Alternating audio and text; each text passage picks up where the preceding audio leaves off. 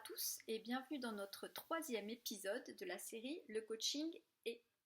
Aujourd'hui, j'aimerais aborder avec vous un sujet qui me tient particulièrement à cœur, qui est le sujet de la procrastination. Alors la procrastination, c'est le fait de remettre à plus tard, au lendemain ou au surlendemain ou même au mois d'après, voire à l'année d'après, une tâche que l'on a à accomplir. Dans les différents types de coaching que j'ai pu mener individuellement jusqu'à présent, je me suis rendu compte que souvent, il y avait un passage par la procrastination. C'est-à-dire qu'à un moment donné, le client doit franchir une étape, doit passer un jalon et il se met à procrastiner. C'est pourquoi j'aimerais voir avec vous quels sont les différents types de procrastinateurs et ce que l'on peut faire. Le premier procrastinateur est celui qui a besoin de sensations fortes.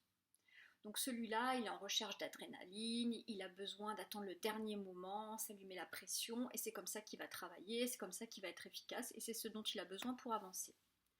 Le deuxième type de procrastinateur, c'est celui qui va éviter l'obstacle par peur de décevoir, par peur d'échouer. Le troisième type de procrastinateur, c'est l'indécis. C'est celui qui a du mal à choisir, qui, s'il se positionne sur un des choix, va être mal à l'aise avec ce choix et du coup finalement sa décision ne va pas être prise et il remet au lendemain le fait de choisir et finalement il ne choisit jamais, il n'avance pas, il est bloqué.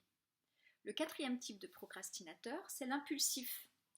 Celui-là, il a peu d'autodiscipline et il se laisse facilement distraire par ce qui arrive à gauche, à droite, qui n'est pas inintéressant, mais qui l'empêche d'accomplir la tâche qu'il a à accomplir. Voilà les différents types de procrastination qui peuvent vraiment bloquer la personne dans son avancée. Nous avons tous une petite tendance à la procrastination. Nous traînons tous des pieds sur les choses que nous n'aimons pas faire, comme, je sais pas, pour certains la paperasse, d'autres le sport journalier, cela dépend des caractères. Mais par contre, dans certains cas, la procrastination, celle vraiment qu'on appelle procrastination, peut être paralysante, peut être handicapante et pourrait même se rapprocher d'une mini-dépression et empêcher la personne de vraiment accomplir ce qu'elle a à accomplir dans sa vie et la rendre vraiment malheureuse. C'est pourquoi c'est vraiment un sujet à ne pas prendre à la légère. Le coaching est complètement adapté à la prise en main de la procrastination. En effet, face à une tâche assez monumentale que le client a à accomplir, on va commencer par couper la tâche en morceaux qui vont sembler plus faciles à gérer.